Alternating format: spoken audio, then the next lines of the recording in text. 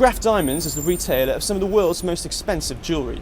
The company is thought to be considering an IPO on the Hong Kong market. The move could value the company at around $5 billion, and it would hope to raise about $1 billion in equity. In this week's View from the Top, I spoke to the company's chief executive, Francois Graff, and I started by asking him about where demand is coming from for high-end luxury diamonds. Well, clearly Asia is experiencing tremendous growth. We have stores all over the world. We're a global, truly global, vertically integrated business. We have 34 outlets spread quite evenly between the United States, Europe and Asia. We started in Asia in 2007 was the first store opening, and we've seen incredible growth through that period in Asia. Last year we experienced triple-digit growth in our Asian stores. And what about the weaker markets? Are we seeing a slowing of demand in Western Europe? Well, we've seen growth throughout the three geographical regions. In fact, Europe was equally successful as the growth in Asia over the last year. Demand for diamonds may grow at double the pace of supply this decade because of the expanding middle classes in China and India. That's according to a recent report by Bain. How much of an issue is supply outpacing demand? Well, it's a tremendous issue in the sense that growth of supply is at about 3%, and growth in demand at the moment is in excess of 6%. So there is a big differential, and whenever there is a supply-demand imbalance such as that, prices will tend to trend up. Now, the Bain report didn't give price forecasts. Just how high do you think the diamond price could go?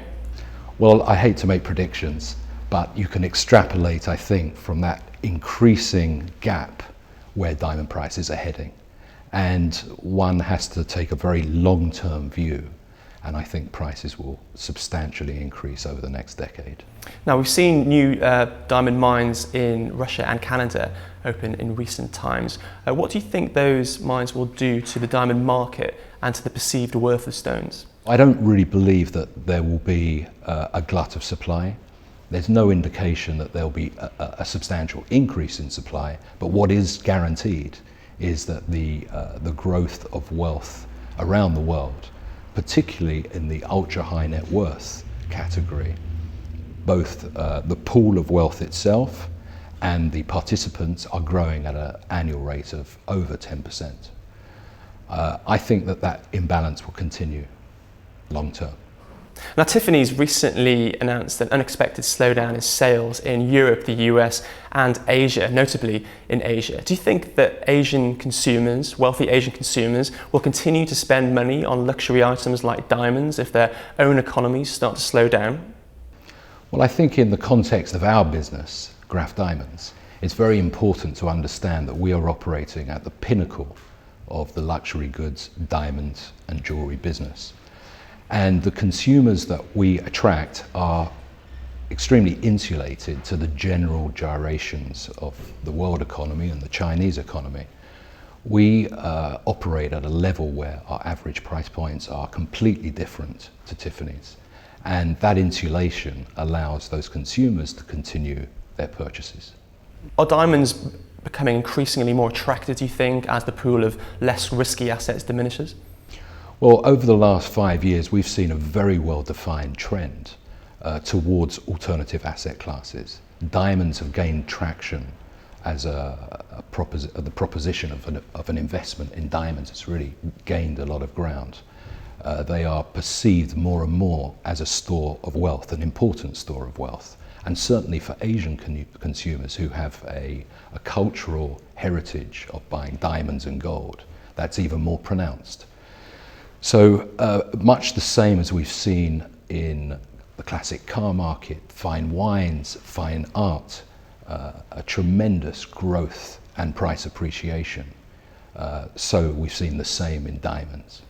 Let's move on to the issue of conflict diamonds and the Kimberley process, which the US has recently taken over in order to try and restore some of its credibility after we saw one of its founders, Global Witness, the civil society group, withdraw. What's your view on the Kimberley process? Has it failed? Well, I don't think it has failed, and we ensure that every diamond that comes into our procurement division goes through the certification process. It's very important for many reasons. Clearly, we don't want to support these regions. I think that the general feeling amongst consumers is that they would only buy from a company that really ensures that their supply goes through that Kimberley certification process, which we do. And just finally, when you look back over your career, what's been the most difficult business decision that you've had to take? Well, I think probably the most difficult decision was a very basic decision, and that was whether or not to sell a very rare blue diamond. At the very beginning of my career, I was traveling in Asia, funny enough. In the late 80s, I had an extremely rare round blue diamond at the time.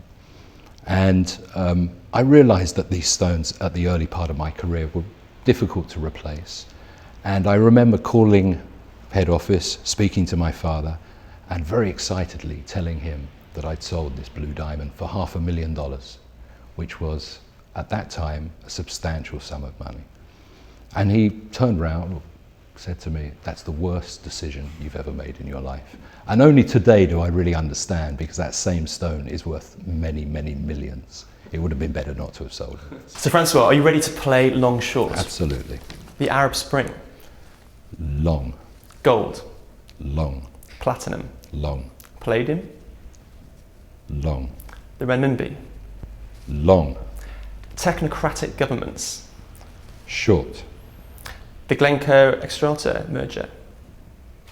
Long. A two-speed euro. Short. A second term for Obama. Long. And finally, De Beers. Long. Francois Graff, thank you very much. Thank you.